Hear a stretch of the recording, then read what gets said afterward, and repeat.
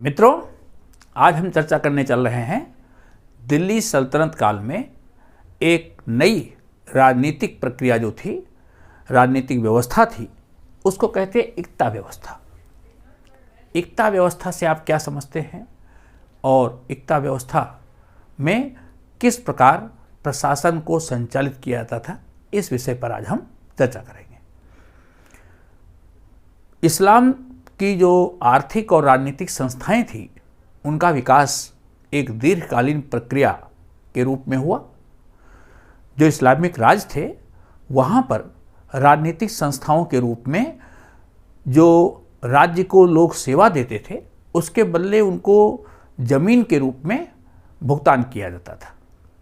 प्रारंभ में भारत में भी जो जागीरदारी व्यवस्था थी या सामंतशाही व्यवस्था थी, उस व्यवस्था में राजा को सेवा देने वाले लोग, जो विशेषकर सैनिक सेवा देते थे या उच्च पदस्थ अधिकारी होते थे, उनको सेवा के बदले ज़मीनें मिलती थी, जागीर दी जाती थी। इसी प्रकार की व्यवस्था इस्लामिक राज्यों में भी थी। जैसे बुवाहिद थे, सल्जुक थे, उनके समय में भी ज़मीन दे करके उनसे सेवा ली जाती थी। तो दिल्ली सल्तनत काल जो 1206 से लेकर के 1526 सीई के बीच है, जिसको हम दिल्ली सल्तनत कहते हैं,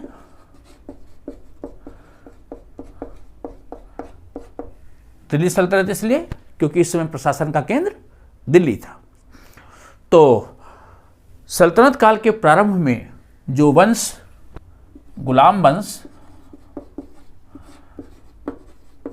ये पहला शासक वंश था, या इसको मामलुक वंश कहा गया। तो गुलाम वंश के समय में जिस राजनीतिक संस्था का विकास किया गया प्रशासन के नियंत्रण के लिए, उसे इक्ता कहते हैं। गुलाम वंश का जो दूसरा शासक था, इसका नाम था इल्तुतमिश।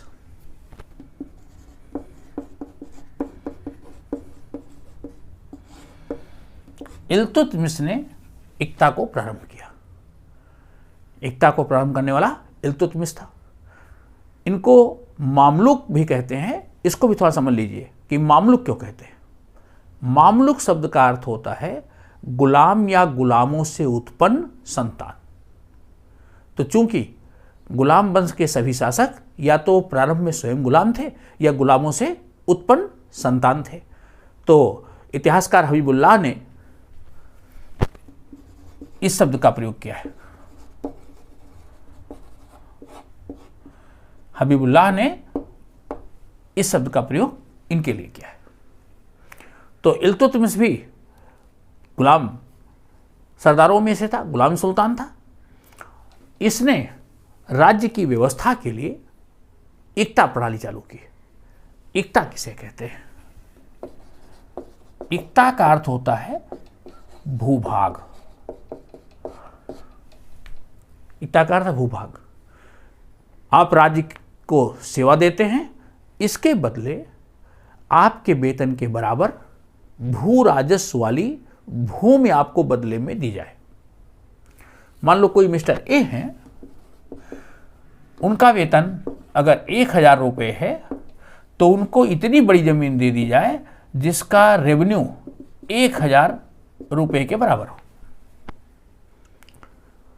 तो इक्ता सैनिक सेवा के बदले, प्रशासनिक सेवा के बदले दिए गए भू क्षेत्र होते थे, जहां से लगान वसूल करके जो प्राप्त इक्तेदार है, इक्तेदार अपना वेतन प्राप्त कर सकता था।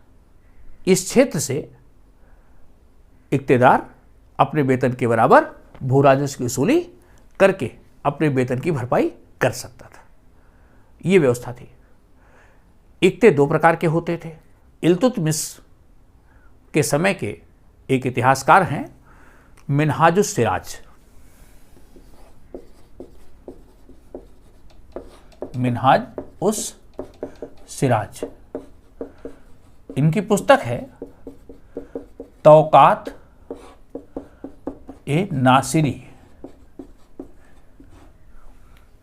तौकात नासिरी में इक्ता व्यवस्था के बारे में विस्तार से दिया गया है।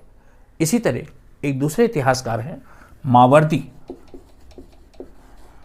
मावर्दी ने बताया है कि इक्ते दो प्रकार के होते थे। नंबर 1, इक्ताए तमलीक।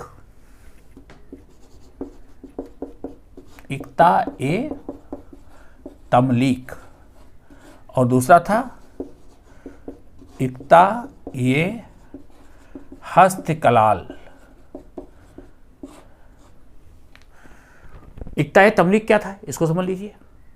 इक्ताए तमलीक सैनिक सेवा के बदले दिए गए भूक्षेत्र होते थे।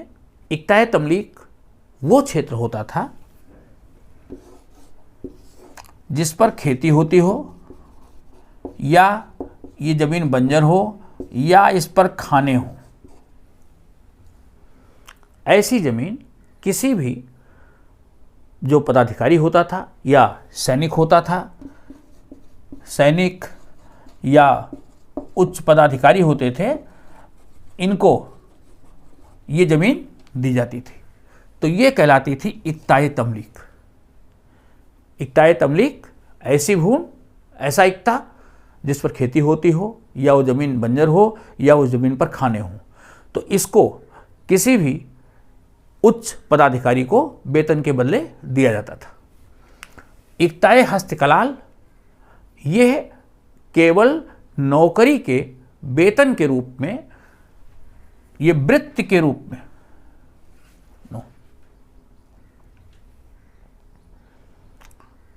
दूसरा इक्ता जो इक्ताए हस्तकलाल था, वो सेवा के बदले नहीं बल्कि उपहार के रूप में किसी को दिया जाता था। तो वो इक्ता था जो वृत्ति या उपहार के रूप में भूदान कर दिया जाए तो इक्ताए हस्तकलाल कहा जाता था। तो प्रशासन की सर्विस के बदले, सैनिक सेवा के बदले जो इक्ता दिया जाता था वो था इक्ताए तमलीक। हमको इसको अध्ययन करना है। तो इक्ताए तमलीक भी दो प्रकार के होते थे। इक्ता तमलीक दो प्रकार के होते थे, छोटे इक्ता और बड़े इक्ता। जो छोटे सैनिक होते थे, छोटे कर्मचारी होते थे, उनको छोटे इक्ते दिए जाते थे। जो उच्च पदस्थ अधिकारी होते थे, सेना के बड़े अधिकारी होते थे, उनको बड़े इक्ते दिए जाते थे। इनमें अंतर क्या था, इसको ध्यान से देखिए। जो छोटे इक्ते होते थे उसमें जिस सैनिक को दिया जाता था या जिस कर्मचारी को दिया जाता था, वो उस इक्ते के एक भूभाग से केवल कर वसूल करने का अधिकारी होता था। छोटे इक्ते में कर वसूल करने का अधिकार, वो भी उसके निश्चित भाग से कर वसूल करने का अधिकारी होता था। उसका कोई प्रशासनिक दायित्व नहीं होता था। प्रशासनिक दायित्व या आर्थिक दायित्व नहीं। छोटे इक्तेदार को केवल कर वसूल करने का अधिकार था, प्रशासन स्थापित करने का, पूरे इक्ते से कर वसूल करके सम्राट को भी देना, ये सब कोई दायित्व उसके पास नहीं होता था। उसको अपने वेतन के बराबर केवल कर वसूल करने का अधिकार ही होता था। अब जो बड़े इक्तेदार थे, बड़े इक्तेदार का क्या काम होता था? जो बड़े इक्तेदार थे उनका काम प्रशासनिक दायित्व भी होता था। प्रशासनिक दायित्व, आर्थिक दायित्व, शांति स्थापना। बड़े इक्ते जो बड़े इक्तेदारों को दिए जाते थे, उनको उस क्षेत्र में कानून और व्यवस्था की स्थापना भी रखनी होती थी। शांति स्थापित रहे, ये उनका दायित्व होता था। उस पूरे क्षेत्र से लगान की वसूली हो और उनको सैनिक सेवा भी देनी होती थी।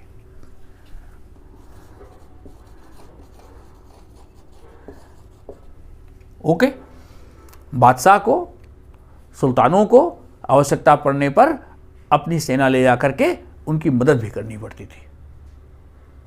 जो इख्तियार होते थे वो सुल्तान की सैनिक सेवा भी करते थे। तो सैनिक सेवा, शांति स्थापना, प्रशासनिक दायित्व, ये सारा काम बड़े इख्तियारों का होता था। ओके, ये व्यवस्था इल्तुतमिश ने क्यों प्रारंभ की? इससे पहले बड़े बड़े सामंत होते थे और उन सामंतों के पास भूमि होती थी। सामंत पीढ़ी दर पीढ़ी उस भूमि के मालिक होते थे। उसके बदले वो सम्राट को मदद तो करते थे, लेकिन वो उस पूरी भूमि का उत्तराधिकार के रूप में उपयोग करते थे और प्राय स्वच्छंदता की प्रवृत्ति उनमें थी। इन सामंतों पर नियंत्रण लगाने के लिए इल्तुतमिश ने ये नई व्यवस्था चालू की। इल्तुतमिश बहुत बुद्धिमान था, बहुत सुधारक था। उसने 3 बड़े सुधार किए। सेना में सुधार किया, एकता व्यवस्था लागू की और मुद्रा संबंधी सुधार किया। उसमें एकता को हम अभी पढ़ रहे हैं, तो उसने सामंतों की जो मोनोपोली थी, सामंतों का जो उत्तराधिकार की व्यवस्था थी, उसको तोड़ करके उसने नई व्यवस्था चालू कर दी। इससे क्या हुआ, जो सामंतों का उत्तराधिकार था वो खत्म हो गया। अब जो राज्य के क्षेत्र थे, पूरे राज्य के क्षेत्रों को इख्तियारों को दे दिया गया। इससे दिल्ली से जो दूर के भाग थे उनका भी सीधे कनेक्शन राजधानी से हो गया।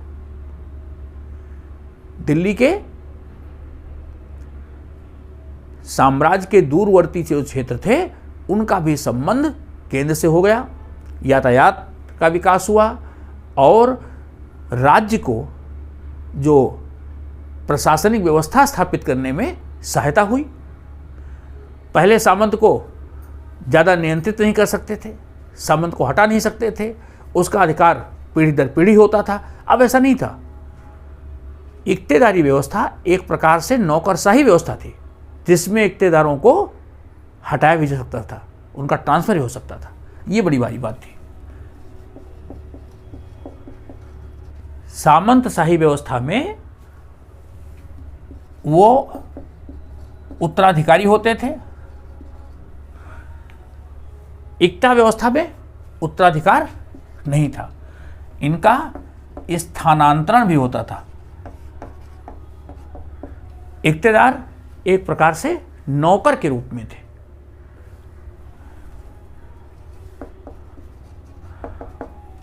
उनको जब चाहे तब सुल्तान एक स्थान से दूसरे स्थान को स्थानांतरित भी कर सकता था।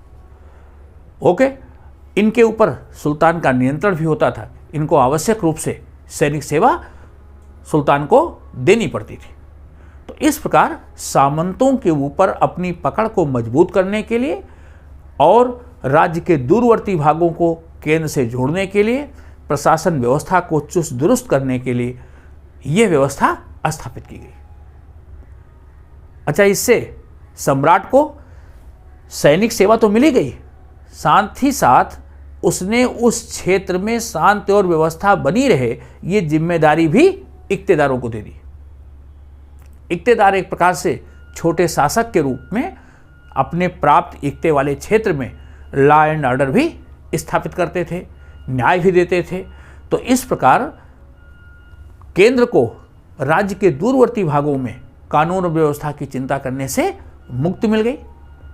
पूरे राज्य में शांति स्थापना भी हो गई और सैनिक सेवा के लिए सैनिक भी मिल गए। तो ये एक बहुत बड़ी सोची समझी योजना थी और शासन में एक नया प्रयोग था, एक नया सुधार था। इल्तुतमिश ने मुद्रा संबंधी सुधार भी किया था। उसने 2 सिक्के चलवाए थे, चांदी का टंका और तांबे का जीतल उसने प्रचलित किया। तो टंका और जीतल ये 2 सिक्के प्रचलित किए, जो निश्चित माप के होते थे, उनका मानक निश्चित किया और टंके के ऊपर वो टंका किस टकसाल में ढाला गया है, टकसाल का नाम भी खुदवाना उसने चालू किया। तो इल्तुतमिश के ये दो बड़े सुधार थे, मुद्रा संबंधी सुधार और दूसरा इक्ता व्यवस्था से संबंधित सुधार। इस प्रकार इक्ता व्यवस्था के माध्यम से दिल्ली सल्तनत में उसने एक शक्तिशाली सैन्य व्यवस्था का निर्माण किया। मित्रों, आपको वीडियो कैसा लगा? आप अपनी प्रतिक्रिया भी देते रहिएगा और चैनल को लाइक तथा सब्सक्राइब भी करते रहेंगे। Thank you.